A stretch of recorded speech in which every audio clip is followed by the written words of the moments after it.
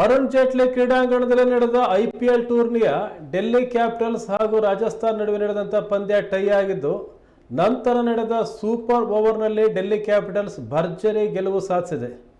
Toss ಸೋತು ಮೊದಲು batting ಮಾಡಿದ ಡೆಲ್ಲಿ ಕ್ಯಾಪಿಟಲ್ಸ್ ನಿಗದಿತ 20 ಓವರ್ಗಳಲ್ಲಿ 5 ವಿಕೆಟ್ ನಷ್ಟಕ್ಕೆ 188 ರನ್ ಗಳಿಸಿತು.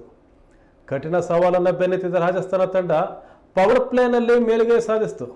ಉತ್ತಮ ಬ್ಯಾಟಿಂಗ್ ಪ್ರದರ್ಶನ ಮಾಡಿದರೂ ಕೊನೆಯ ಓವರ್ನಲ್ಲಿ ಅನುಭವಿ ಮಿಚೆಲ್ ಸ್ಟಾರ್ಕ್ ಒಂದೂ ಬೌಂಡರಿ ಕೊಡದೆ ಉತ್ತಮ ಬೌಲಿಂಗ್ ಮಾಡಿ ಪಂದ್ಯವನ್ನು ಟೈ ಆಗುವಂತೆ ಮಾಡಿ ಸೂಪರ್ ಓವರ್ಗೆ ಪಂದ್ಯವನ್ನು ಕೊಂಡೊಯ್ದರು.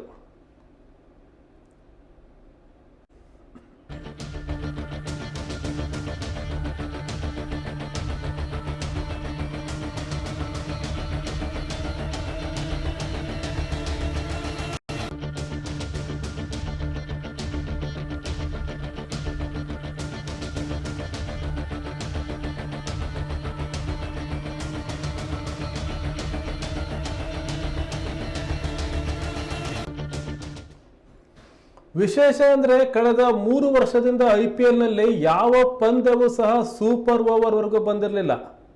ಹಾಗಾಗಿ ಈ ಬಾರಿಯ ಸೂಪರ್ ಓವರ್ ಅತ್ಯಂತ ಕುತೂಹಲ ಮೂಡಿಸಿತ್ತು.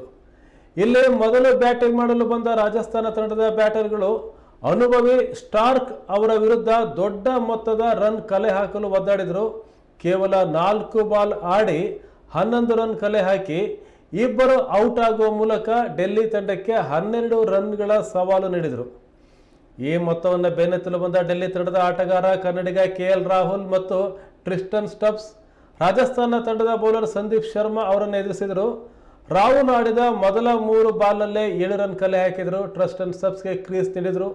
ಒಂದೇ ಬಾಲ್ನಲ್ಲಿ 6 ಹೊಡೆಯುವ ಮೂಲಕ ಡೆಲ್ಲಿ ತಂಡ ರೋಚಕ ಪಂದ್ಯ ಗೆದ್ದು ಬೀಗಿತು.